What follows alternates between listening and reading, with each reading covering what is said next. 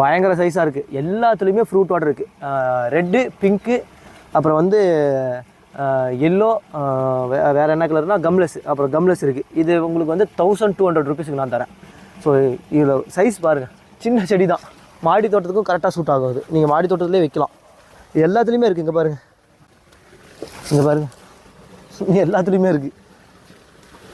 ஒரு சின்ன செடி எடுத்திங்கனாலே சின்ன செடியிலே வந்து உங்களுக்கு அழகாக பிஞ்சோட ஆரம்பிச்சிடும். இங்கே பாருங்கள், இது வந்து இதில் இல்லை. நாங்கள் பாருங்கள் ஸ்டார்டிங் 1200 ருபீஸ் தரேன்.